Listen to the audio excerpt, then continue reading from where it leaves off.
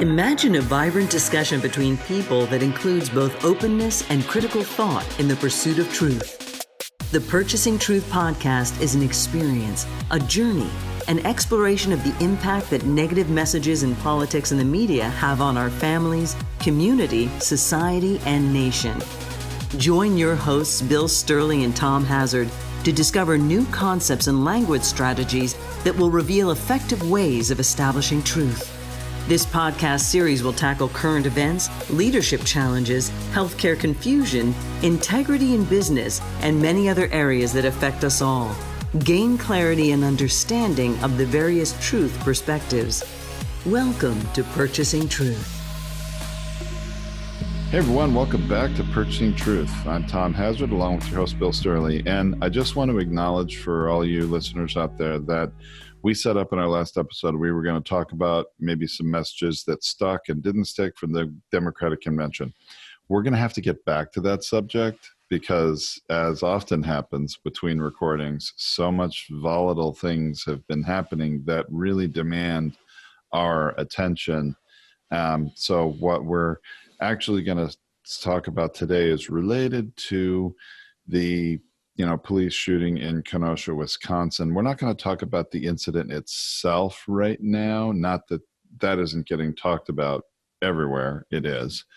But Bill, we're going to actually talk a little bit about someone who's sort of, I guess I would call him one of your talking head host nemesises or something, if that's a word, on Fox News. It seems like it, but it seems like a nemesis, but that's actually not the reality. The reality is that he has the same set of needs that I do. The way he pursues his is regrettably, tragically at the expense of others, or even at the expense of truth.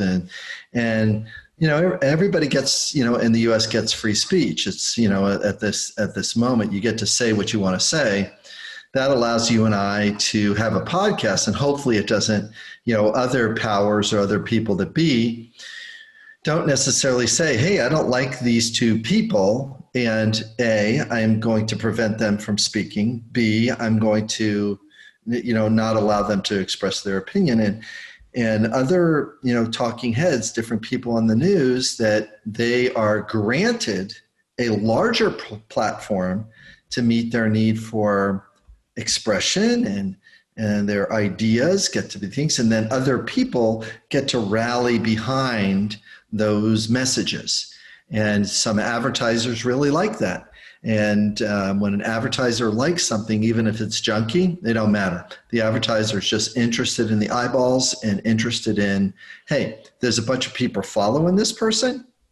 So we are going to pay attention, and we're going to do that because there's little consequence to the advertiser other than somebody might boycott them for a time.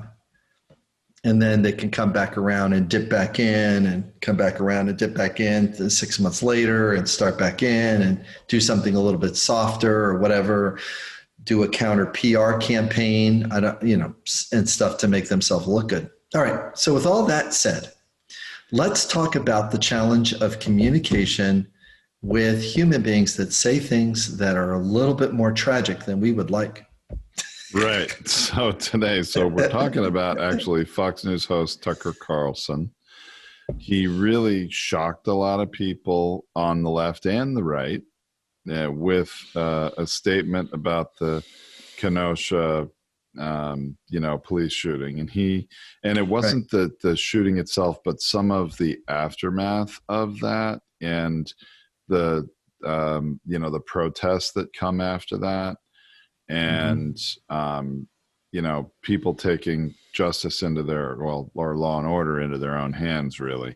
And of course, we now know that there was a 17-year-old from Illinois, neighboring Illinois, I guess about 20 miles away from Kenosha, who crossed state lines with an AR-15 assault-style rifle and was trying to exercise Law and Order as probably he saw it, or some sort of street justice, and ended up shooting and killing some people tragically. So Tucker Carlson said on his show, quote, "How shocked are we that 17-year-olds with rifles decided they had to maintain order when no one else could," end quote. That's the first little quote. And that there's so much troubling about that. First of all, he's disrespecting the police, who are supposed to be providing law and order. And usually conservatives are very much in alignment with the police, Yeah. On a scale of 1 to 10, how truthful is that sentence? Oh, I think it's got to be a 1 or a 2. I mean, I would think. Right. A 1 or a 2, right? That, somebody sees a rioting on TV and they're in a different state and they say to themselves, hey, maybe I can go up there and help because, I'm pretty good with this rifle and I'm doing it. Now, how true is it if to that person in that person's mind, how true do they think it is? Oh, the person, like the 17-year-old who went up there? Oh, he thought it was probably a 9 or a 10, I bet. That's correct, a 9 or 10. Now, for Tucker's audience, how truthful is that statement to them, to the listeners? It's probably somewhere like a 7 or an 8, I would guess, for a Fox News viewer, wouldn't it be? Right, that's right. And that viewer is saying, I am seeing these momentary, see, they don't have this in their head, but I'm seeing violence on the TV. My safekeeping brain says violence is happening all the time. Protests are happening all the time. This violence is all in the environment. Their brain cannot distinguish between one scoop of ice cream and a large container of ice cream of trauma, just to slip it to the other side. They can't help, their brain can't help to see it's larger. Now, the hard part about this, and the thing that's really, really, really upsetting, is that for the last 30 years in the movie industry, action adventures, violent films, people getting shot, people being disposable on film, how many deaths in the first scene of a James Bond movie, 17, 27. The body count in this film is 47 people have died in this film. But all of those lives are not valuable because they're in a disagreement with the hero. So, Tucker Carlson is saying we need a hero. He is. We need, in fact, yeah. We need a hero. He, in fact, also said in this same show, Tucker Carlson said, quote, the authorities, quote, stood back and watched Kenosha burn, end quote, over the last few nights, and asked, quote, so are we really surprised that looting and arson accelerated to murder, end quote. So he's actually throwing more fuel on this fire, psychological fire, casting that the authorities, which I'm sure he's referring to the mayor, the governor of Wisconsin, who's a Democrat, who he's not a fan of, but also casting that kind of cloud over the police, the authorities, saying that they don't have it under control. And saying that don't have it under control says to people like this 17-year-old, you need to do something about it. Somebody has to do something about it. And instead of this person enrolling in the Army or the Marines, instead of this person enrolling into a police department, they just do the shortcut. They need a hero. They might say to themselves, I've watched all the Avenger movies, and here's the way weapons and things like this are used. And I have a weapon, so I can be a hero, and I can take an action. In fact, I actually have permission to do that. I have permission from this broadcaster. And in the past, if I want to cherry pick here, I have permission from the president. Don't worry about it. If anything happens to you, I have a lot of money. I'll bail you out. He said that at one of his rallies. Sure. Now, you could say, and his people would say, well, he was just joking then. Well, there's difference of somebody that is joking from a stage of a comedy shop versus somebody that is standing in a place of authority giving the same message. The overall context of truth is different. You can't say a certain thing. I like free speech just like the rest of the folks, but what happens and what's happening with very important concepts, freedom of speech, truth, they're being turned into an ocean where an individual human being is being plucked in and has to tread water. Our sea of information is making us tread water on freedom, is making us tread water on truth, is making us tread water. Tom, I don't know about you. I'm exhausted about being in the middle of this media barrage. Yeah, instead of treating I'm thoroughly exhausted with it too. Right. But the scary part is it isn't stopping at free speech, though. Right? Good point. That's free speech is turning into action, and free speech doesn't give you the right to free action, does it? No, I'm glad you made that connection, because a big part of these communication tools that we teach is a free action. You got to know where you're going to swim. Are you going to swim further out to the ocean of isolation and isolationism? Or are you going to swim to shore of morality, trust, mutual respect? Because that's where solid ground is. There is no solid ground with globalizing phrases. Like, in Tucker's first statement, that phrase is a global sentence. That all of the violence that's taking place, it's as if it's everywhere. Instead of saying another cop reacted by shooting someone, and then people are really tired of that action of an African American person. Let's be specific. Right. And this is the thing that the rest of the cities in the United States have got to watch out for, because stop shooting people. Stop shooting people, not just, but specifically African American would be nice, but stop shooting people. Now, if the person is armed and facing you and going to shoot you, then that's a self-defense piece. That's called the protective use of force. Well, protective use of force. Happened, yeah, I'm sorry, Bill. If that had happened, there would not be this outrage, because clearly the police would have been defending himself in very plain, obvious terms. But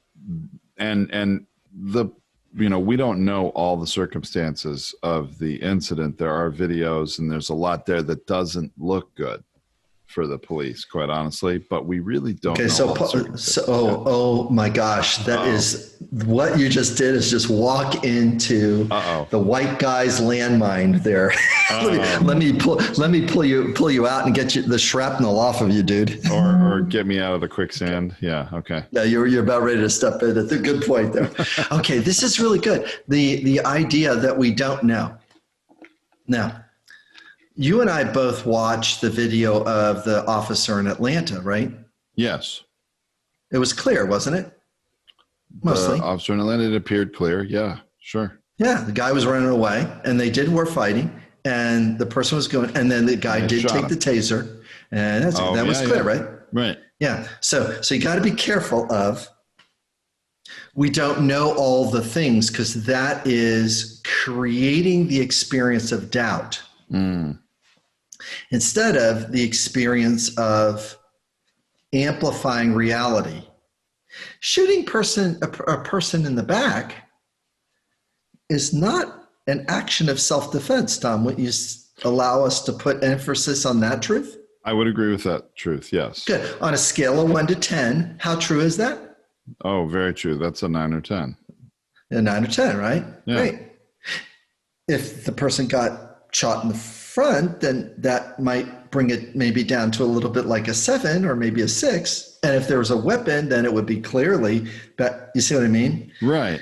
So, but when we say the sentence, we don't know all the facts, what we're actually doing is populating the environment with doubt.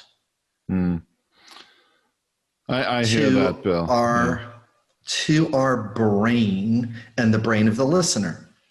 So you'll notice that whether it's, on either the left or the right, because we're trying to stay out of the narrative of being biased, to say, oh, you guys are just this, instead of going like, no, we're just trying to get our brains back into a place of observation. What are we observing? Well, this kind of means this a little bit more than this other thing. And that is what the idea of purchasing truth is about, is moving our minds to an observational state, not giving too much weight to the subjective space. See? Now all of a sudden your brain just oriented. Look at your whole physics. Oh, yes, I feel much better now. I'm going to say that I do know enough. Sure. Now, just to be clear, I mean, I did already believe that the officer's shooting was wrong, was not justified. I actually was just really and I'm not trying to justify what I said here so much, just to let everybody understand that I was just saying we don't know everything that officer was thinking, really, in the moment. Time. Well, I really appreciate that, because there might have been other thoughts, correct? Of course. I mean, good. So let's speculate about that. So let's do his truth now. Okay. Wait. Do you see what just happened? Let's do his truth now. Yeah. His truth, the victim's truth. Sure. His truth, the victim's truth. I feel the scales of justice starting to show back up here now. His truth is he's been trained that this is the way that you're supposed to act. Right. Uh-oh. Now we're in big trouble. He's been trained to, He's been trained to, no. And then all of a sudden it's like, well, he hasn't been trained to do that. Some person might say, he's not trained to do that. Right. It's like you and I have, oh my God, we've had so many shows over this. It gets a little wacky, right? And it's not your mind started doing what everybody's brain does. And the easiest thing to say to you right now is just, dude, get it off your back right now and just go like, interesting that our brain is trained to believe something, to jump on and try to formulate as much truth based on what we know. And then when we do that, we're trying to populate a place called mutual understanding. I'm not sure if our brain's working correctly there. It's like, I want to have compassion and empathy for the police officer and the job they do and the things that they go through, as well as the training and non-training that they get about how to deal with small, medium, and large violent situations, because they get training on all levels. Usually they get a little bit more training on the things that are larger violence than they do on the things that are lower violence. Doesn't that make sense that they might need some training on lower violence situations? Oh, absolutely.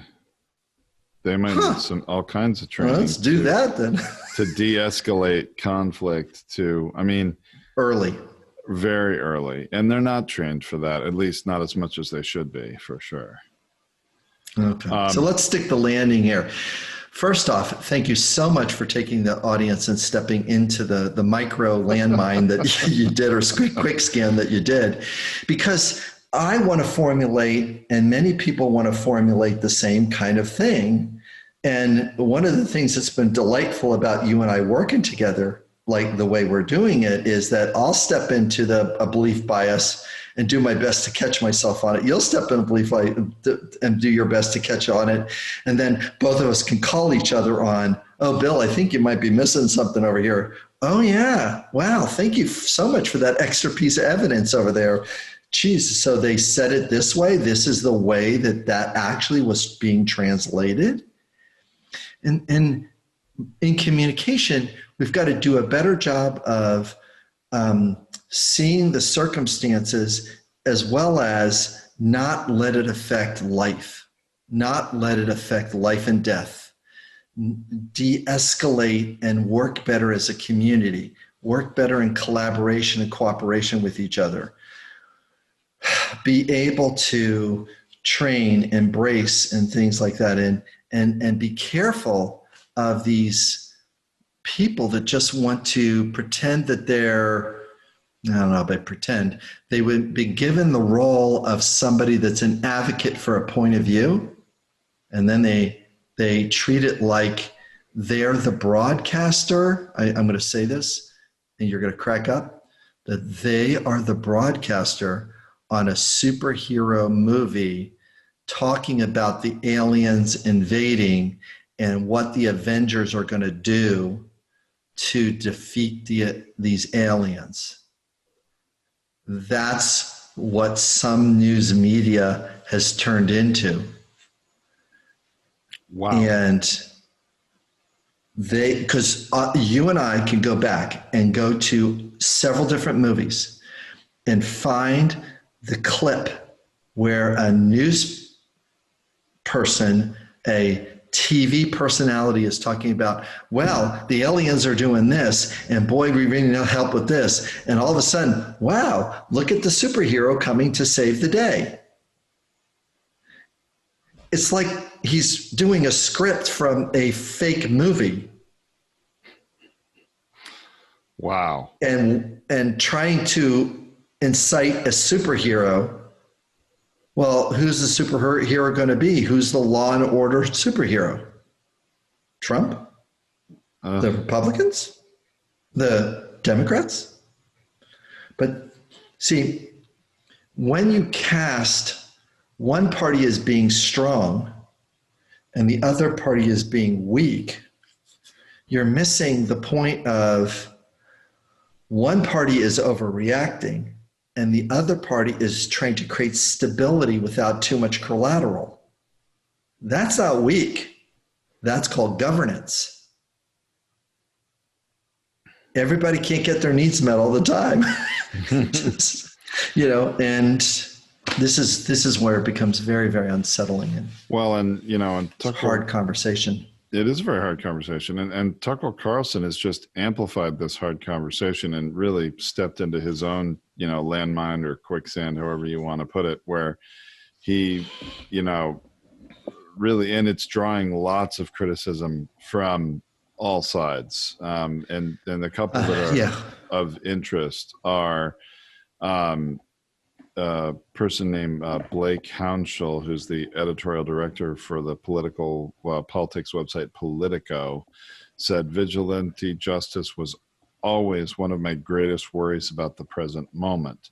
And here we have a prominent TV host, a man who had the president's ear, excusing it and rationalizing it. And I mean, that's pretty pointed. I mean, and I think he makes a really good point there. And then there's one other person, a conservative reporter from, wait a second, where is it? From the Washington Post, said he is named Max Boot, a conservative columnist from the Washington Post, said he's inciting violence and abetting terrorism. And another person, Nicole Hannah-Jones from the New York Times, she's a New York Times Magazine reporter who won a Pulitzer Prize once, said that Carlson just justified murder of the 17-year-old going up there and, exercising his own version of law and order.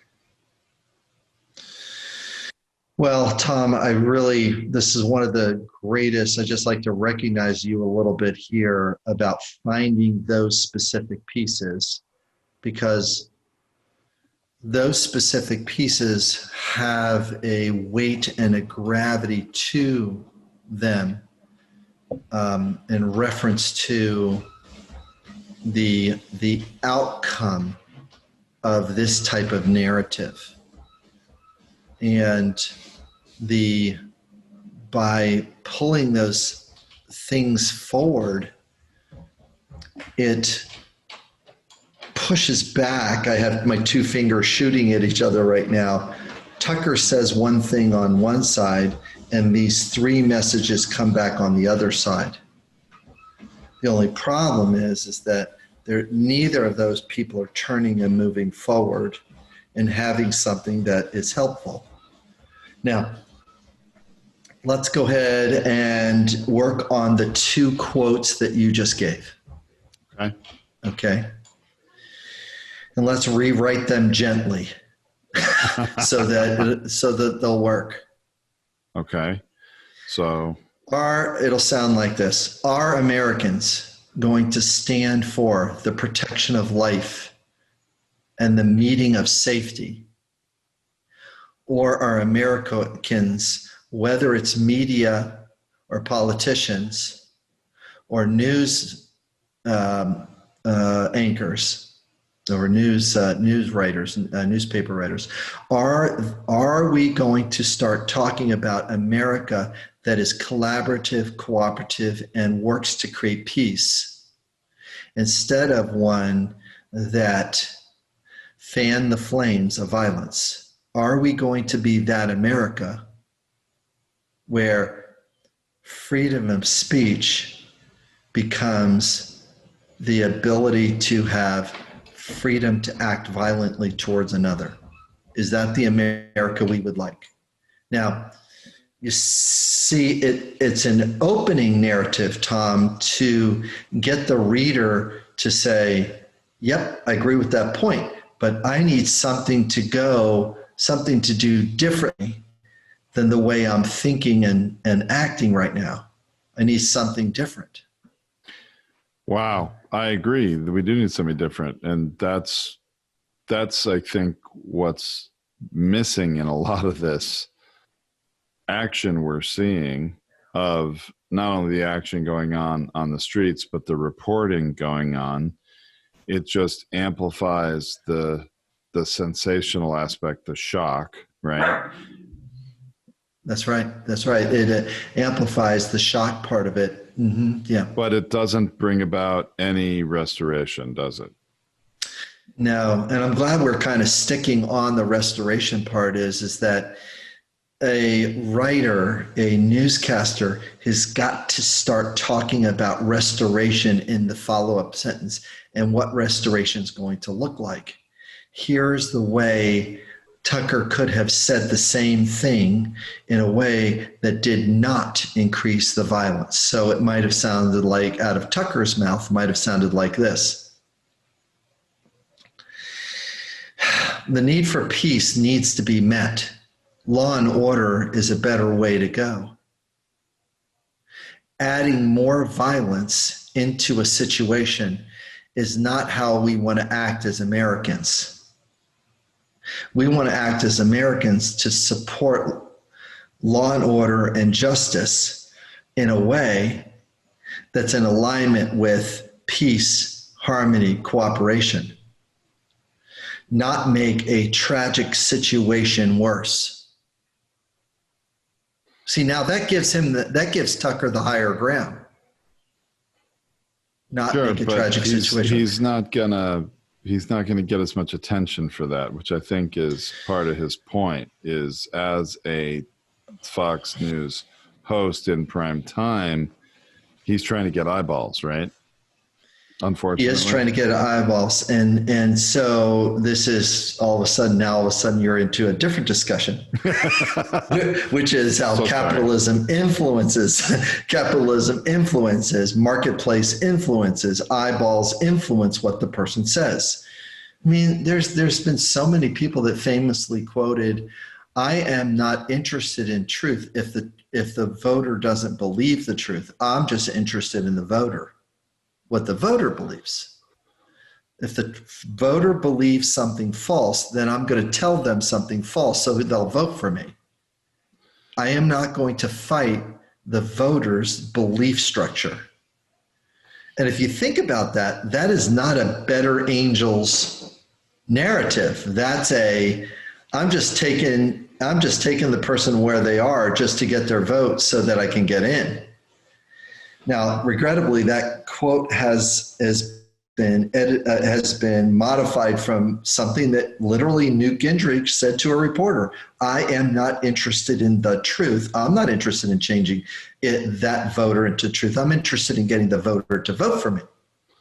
Right. Well, and in Tucker Carlson's case, he's interested in, getting more people to watch him. And obviously for the capitalist reasons you mentioned, but there's something else I think going on there, because Tucker Carlson is really equating free speech with free action in a way that's very scary. And that is really a false equivalence. He runs his mouth off saying whatever he wants. And often he gets away with it until a sponsor or multiple sponsors say, all right, I'm no longer advertising on your show because what you're saying is over a line I'm not willing to be associated with. So how do we get ethics to show up and morality to show up when all of a sudden there's this pot of gold sitting over here? I told you, you took us down that road again. Yeah. So it's a good road though, but it's a place that we can pick up, Tom, which is really important here, is that this is a wonderful road that you're opening up. Hey, there's a pot of gold over here. All you have to do is say and do things in alignment with that pot of gold, because that pot of gold will allow your listeners to show up. It's not called, the Tucker Carlson subjective experience. It's literally, it's not called that. It's not called the Tucker Carlson, I get to say what I want just to piss people off hour. It's not talking about that. This is the Tucker Carlson, opinion hour. I'm going to make things that are partially true into things that are 100% true. By the way, I speak about them. We talked about the Overton window on several different episodes, and it just reminds me of that in this moment is the field of view. His job is to move the field of view so that the other side has to stretch into this alternate reality of violence. And that's very sad, very disheartening. It's very, very, very sad. Very, very sad. So there's a lot of different places for us to land here, but having community take over and compassionate take over, then it's like, what is this community doing? What are these police officers doing? How is this community going to get them into the place of restoration? That's what media and that's what government needs to talk about. This community. What community? That community. Where? Wisconsin. That city. That's what they need to do. The community needs to rally in that city. We don't need any help from Illinois. Thank you very much. Stay home. Go to target practice. Don't come here. Goodness. Well, that community needs to heal by itself. Portland needs to heal by itself. That community needs to come into restoration about that. Yep, people are mad and they want to be treated in a way that's healthy. Okay, so let's take a look at truth and community, about how we're having some trouble with truth and community. That might be something that I can imagine that we can really go on there, because I don't know about you, I think individualism is winning over community. It's isolating us. COVID is also supporting that process of all of us stuck in a home and being individualized. But now here you and I are trying to restore community with all the people that listen to this podcast. I think that makes a lot of sense. We've got to get to a place of community restoration and community support. I think that's what's largely missing here. It's too much. And it's interesting because we're supposedly in more of this 40-year we cycle than a me cycle, but all of this vigilante justice is definitely more me than we. So it's the last part of it. Yeah. Oh my goodness. So much to talk about. All right, buddy. I really appreciate this. And again, thanks for hanging out here with me in this space and setting all this up, because we've been just having a great time being able to take complex issues and to communicate with them a little bit more in the center of where it needs to be communicated, the place of observation, without judgment, the best way we can. And prevent truth from being purchased so heavily. At least, right? Which is what's happening. Yeah, that's awesome. All right, buddy. Thanks, Bill. I appreciate it. Thank you. Yeah, likewise. Thanks, Tom. Thank you for listening to this Purchasing Truth podcast. We trust that you have enjoyed this engaging and thought-provoking conversation. Our hope is that you've received value, found clarity, and broadened your truth perspective in this episode. If you did, leave us a review or visit our website, purchasingtruth.com. Join us again for another informative and content-rich discussion here at the Purchasing Truth podcast. Don't just accept whatever information comes your way. Join the discussion. Discover your own voice. Purchase your own truth.